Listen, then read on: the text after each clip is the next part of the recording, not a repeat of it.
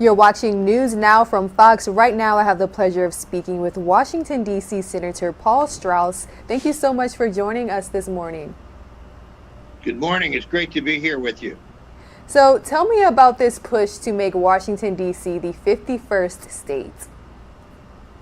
Well, Washington, D.C. residents serve their country like every other American. They are in the military. They work in civilian service. People like Anthony Fauci, for example.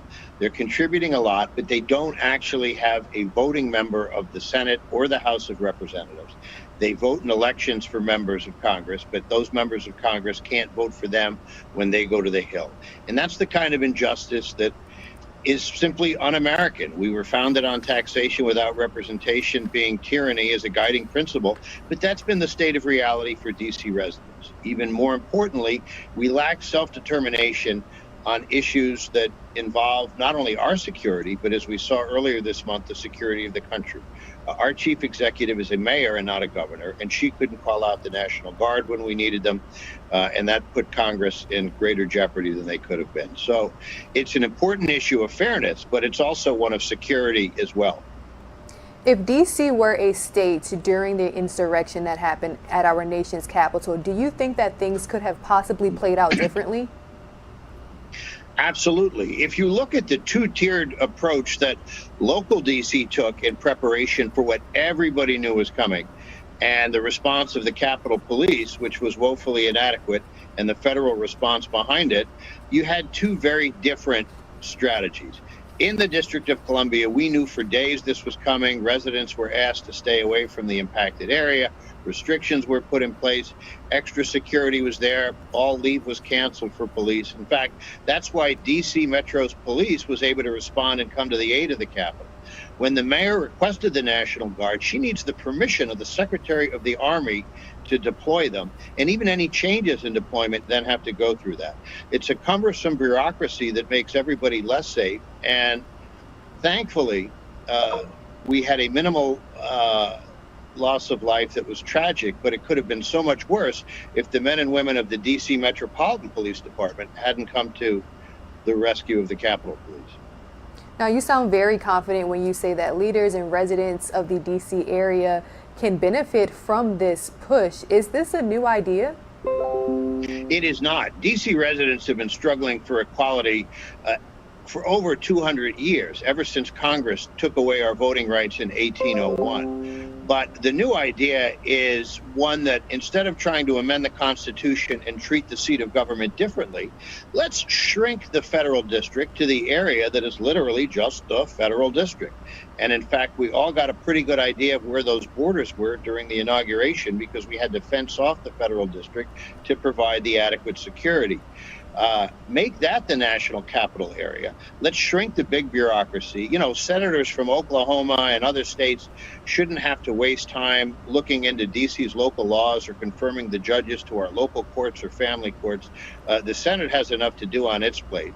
So we can eliminate a lot of federal bureaucracy, cut some red tape, let's DC manage its own business, which we happen to do very well, from financial affairs where we have balanced budgets to preparing for these sort of national security events. We have a lot of experience with it. And then we admit the surrounding area that's not federal as the 51st state. That way, a population greater than Wyoming or Vermont gets to come into the Union and join this country. And you know what? I bet you we'd add a lot to the national debate. We're certainly not the people that understand government and public policy the least. And I think the country would benefit from hearing the perspective of the people that serve this government, serve this country. Even though most Washington residents have very little to do with the federal government, they work in the private sector, the health sector, financial sector, tech sector. I think we'd add a lot to the national debate. So you mentioned that this has been a national debate for some time. What is standing in the way of D.C. statehood? Are there any challenges? Well, there sure are. Right now, the Republican Minority Leader, Mitch McConnell, continues to say that he's going to block even a vote coming up on this proposal.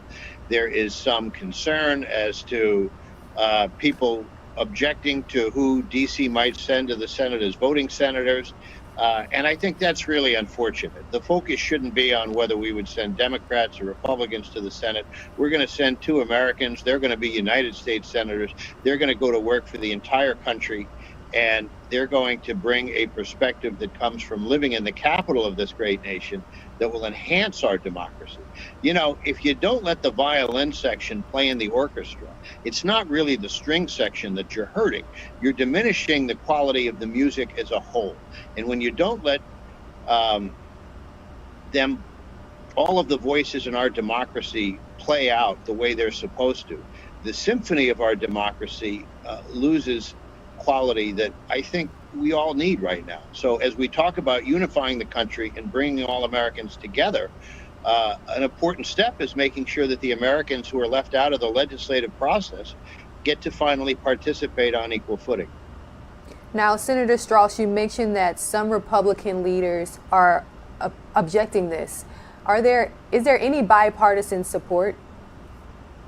Well, the Republican Party of Washington, D.C. supports it. Republicans who live in the District of Columbia, by large measure, support it. And I think that there are some Republicans who elevate fairness and country over party, who recognize that this is something that has to happen. So the problem is, while the support may be bipartisan, the opposition is almost exclusively partisan, and Republican leaders who are more concerned about maintaining numbers despite the principles of fairness that are being violated, that's really the problem. Hopefully we can get past that. We need to have people begin to put this country over their particular political party so that all Americans can have equal rights and we can begin to solve these great problems that we face as a nation together. Senator Strauss, this is something that even President Biden mentioned during his campaign. But the Biden administration has a lot on its legislative agenda. I mean, the impeachment of President Trump, COVID-19 relief. When can we see some movement when it comes to this bill? Well, the president's job in this is going to be to sign the bill when it gets to his desk. And I have every confidence that as soon as that happens, we can count on President Biden to do that almost immediately. Vice President Harris has also been a strong supporter of D.C. statehood, and we know the administration has a big role to play in shaping the Senate, in particular's legislative agenda. So right now, we just got our bill introduced. We have a record 39 individual co-sponsors amongst the voting members of the Senate. That is the highest number we have ever had. And we have some work to do in order to educate the few remaining senators who we think will support the bill but aren't yet on it. We have two new senators from the great state of Georgia that have not signed on. We expect that they will be sponsors. But at the end of the day, sponsors aren't what gets a bill passed. It's the votes. So we need to get this bill through the relevant committee. We need to get this bill on the floor for a vote. And I'm confident that the administration will be our allies in that. And that's not anything we need to distract the president with now. He has his hands full with the pandemic and so many other issues of national security. But that's fine. Senator Biden was a supporter. Vice President Biden was a supporter of D.C. statehood. And certainly now that he's president, President Joe Biden, we know is going to do the right thing when it comes to the residents of Washington, D.C. Senator Paul Strauss, is there anything else that you would like to add? I really appreciate this opportunity to speak to your audience this morning. There's so much going on, and so many times people like to blame Washington for their problems. But the people of Washington, D.C. don't even get to vote in this Congress. They're not treated equally. We don't have the same rights as other Americans. So not only are we not responsible for the mess in Washington, but we feel it worse because it affects us so directly. We want to be part of the solution of solving the problems of this great country. We're asking Coach to put us in the game so that we can get to work for all Americans.